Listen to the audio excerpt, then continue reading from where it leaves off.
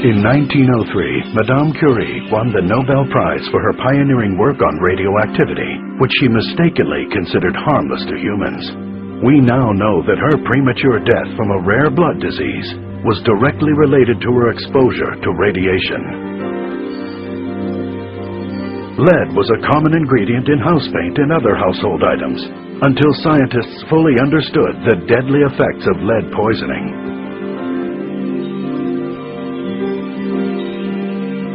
Until the 1980s, the federal government was reluctant to stand up to the powerful tobacco industry, even though millions had died of smoking-related diseases. Let's face it, sometimes we're slow to recognize danger when it's not painfully obvious, and the government is reluctant to take action even after the danger is exposed. Unfortunately, many people suffer and die before we eventually get around to dealing with many potential risks. And in spite of the fact that we have curtailed smoking, regulated harmful pesticides in agriculture, reduced the kind of chemicals we use in food and household products, decreased dangerous toxins that pollute our air, many diseases are on the rise, including Parkinson's, Alzheimer's, and some forms of cancer. Why? Well, many scientists believe we're under assault by another form of common pollution we may have underestimated. Invisible, odorless, silent, and potentially deadly. This form of pollution is everywhere. You can't escape it. Electromagnetic frequencies, EMFs, produced by most electrical devices, appliances, and the high-voltage power lines that surround us. Electromagnetic radiation, emitted by most wireless devices, and microwaves, the same energy frequencies we use to cook food in microwave ovens. But your microwave oven isn't the only source of pulsing microwave radiation that assaults you every second of every day. Television, telephone, and computer signals are transmitted by microwaves. Even some automatic garage door openers use microwaves to operate. Some environmentalists call this proliferation of EMFs electropollution, and one United States government agency warns that the levels Americans are exposed to every day without even being aware of it may be dangerous. The fact is, you, your loved ones, your children, are exposed to 100 million times more EMFs, electromagnetic radiation, and microwaves than your grandparents.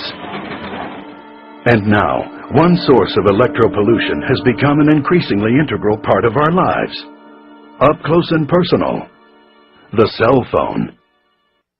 In 1993, the first lawsuit was filed against the cell phone industry by a man who claimed his wife's brain tumor was caused by cell phone use. A brain tumor shaped exactly like her cell phone antenna. The resulting publicity prompted the cell phone industry to fund a $25 million study to prove that cell phones were safe. They hired Dr. George Carlo, a highly respected public health scientist, to conduct the research. Dr. Carlo's study was thorough and conclusive, proving just the opposite of what the cell phone companies wanted. In fact, Carlo found a strong connection between cell phone use and brain tumors, neurological disease, and genetic damage. The scientific evidence is mounting daily. Brain cancer is up 25% since cell phones became popular. Every year, there are 183,000 more cases in the U.S. alone. And this may just be the beginning. Like smoking and lead poisoning, the damage from electropollution is cumulative and may take years, even decades, to reveal itself. But every exposure may adversely affect your health. Several renowned neurosurgeons believe radiation from cell phones and other mobile devices are directly related to the 21% increase in brain tumors in children.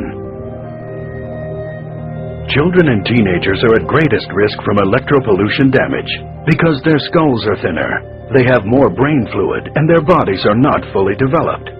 How much time does your child spend on the cell phone every day? And how will the constant barrage of electromagnetic radiation from cell phone use affect your child's health in 5 years, 10 years, 20 or more years? And if you think using a hands-free set reduces your risk of exposure to deadly radiation, think again. According to research commissioned by Britain's Consumer Association, conventional hands-free sets may actually increase electric field strengths inside a user's head by 3.5 times. It appears that the headset wire acts as a concentrating aerial that attracts and channels radiation toward the head, not just from your cell phone, but from all sources of EMFs, electromagnetic radiation, and microwaves in the vicinity. In a recent study, neurosurgeons at Lund University in Sweden proved conclusively a link between radiation emitted from cell phones and brain damage. The researchers attached cell phones to the cages of rats and exposed them to intermittent electromagnetic radiation for only 2 hours, emulating typical cell phone use.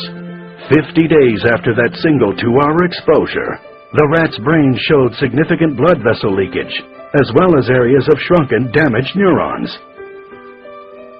Researchers concluded that if human brains are similarly affected, the damage could produce significant long-term mental deficiencies. And in 2004, respected scientists in Sweden proved for the first time a definitive human link between cell phone use and benign brain tumors located exactly where the patients held their cell phones. Dr. Sheldon Levy, a respected physician and surgeon, has studied the effects of EMF radiation. I have to tell you, it's hard to ignore the data. We must consider the long-term risks of cell phone use. If indeed the effects are cumulative, then young people who are using cell phones at such an early stage in their development run a particularly high risk. But cell phones aren't the only culprit.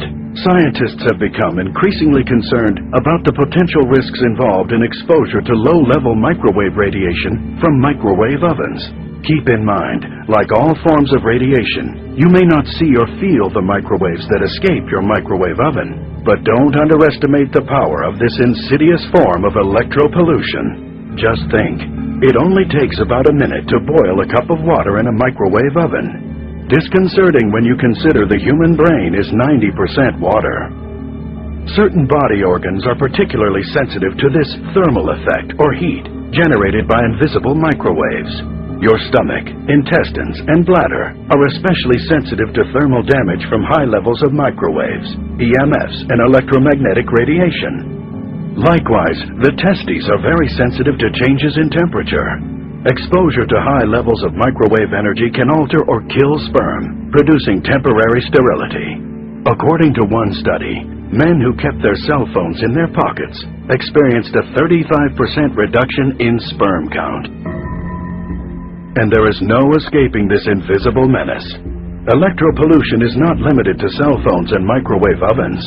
Home computers, laptops, cordless phones, televisions, refrigerators, hair dryers, coffee makers, even our cars add to the daily accumulation of electropollution that may be pushing us closer to a national health crisis.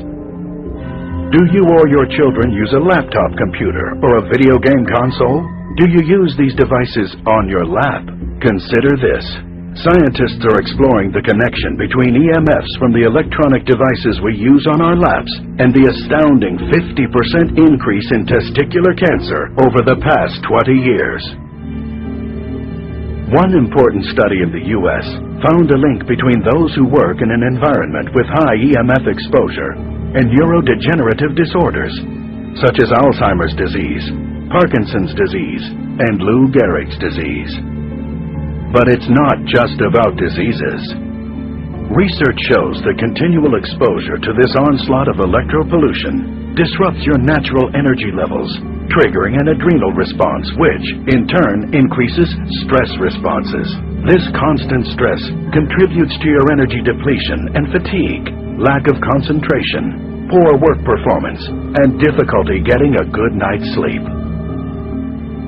Based on the research that I've reviewed, I'm convinced that the chronic exposure to electromagnetic frequencies plays some role in the dramatic increase in stress-related diseases and conditions that we've been seeing. If electropollution is so dangerous, why doesn't the government step in and do something about it? Government officials will tell you that the studies are inconclusive, that they're waiting for long-term human studies to prove beyond a doubt that cell phones and other commonly used appliances, which bombard us continually with radiation, are truly harmful. Can you afford to wait? Are you willing to put your health and the health of your loved ones on the line while the government spends years confirming what so many respected scientists already consider an international health crisis?